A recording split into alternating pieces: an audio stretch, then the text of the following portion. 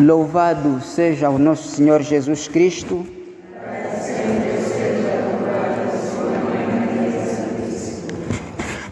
Amabilíssimos irmãos, tal como podemos ouvir a narração do livro do Gênesis, que Satanás atacou os nossos primeiros pais para levá-los a transgredir, deixar de cumprir, e a tentação causou-lhes uma fatalidade, isto é,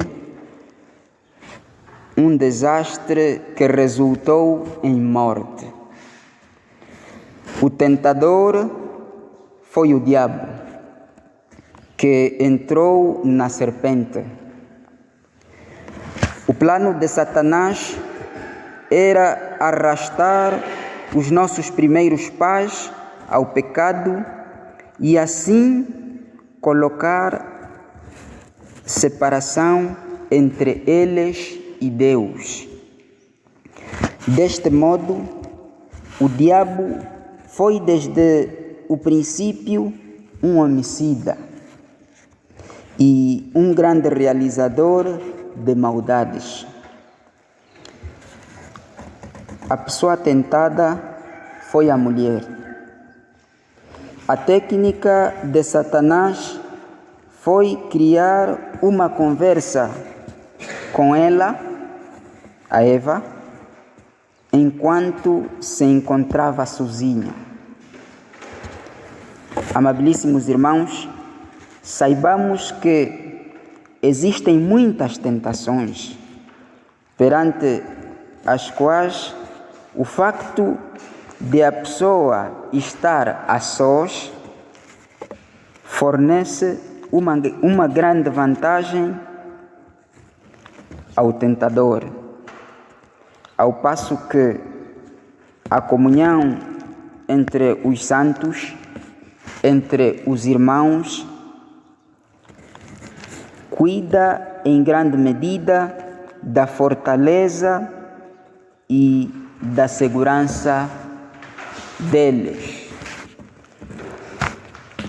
Satanás tirou proveito ao encontrar a mulher sozinha e, como se não bastasse, nas proximidades da árvore proibida, aquela árvore que Deus os proibiu que tocassem e não comessem do mesmo fruto.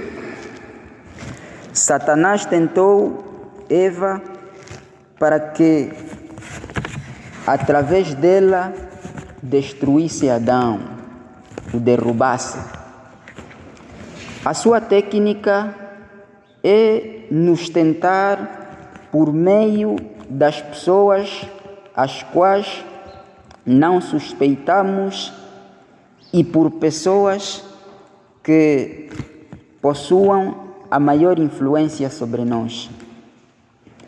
Satanás colocou em dúvida se era ou não pecado comer do fruto daquela árvore.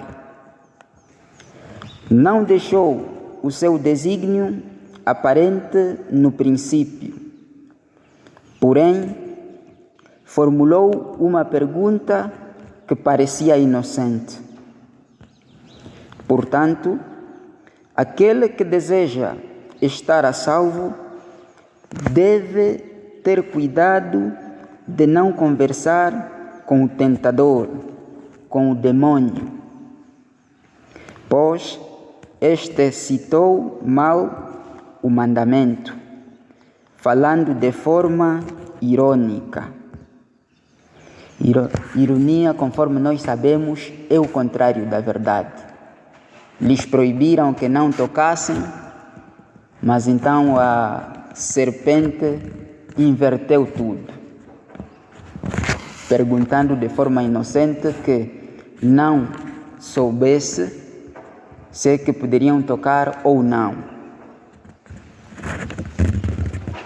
A exemplo dos nossos primeiros pais, Não sejamos como aqueles que cuidam mais de salvar o seu crédito diante dos homens do que de obter o perdão de Deus.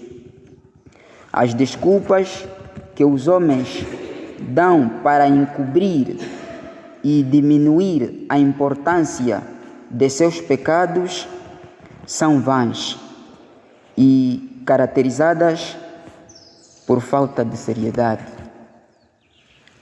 Já no Santo Evangelho, segundo São Marcos, ouvimos que trouxeram-lhe então a Jesus um surdo que mal podia falar e suplicaram-lhe que impusesse as mãos sobre ele. Diante desta realidade que São Marcos nos narra, vemos que Jesus Cristo utilizou mais atos externos do que de costume, no caso desta cura. Estes eram sinais exclusivos do poder de Cristo para curar o homem, para exortar a sua fé e a fé daqueles que o trouxeram. Ainda que encontremos uma grande diversidade nos casos e modos de aliviar aqueles que recorreram a Cristo, todos, contudo, tiveram o alívio que buscaram. Assim, continuam a ser grande a preocupação das nossas almas. Seja louvado nosso Senhor Jesus Cristo,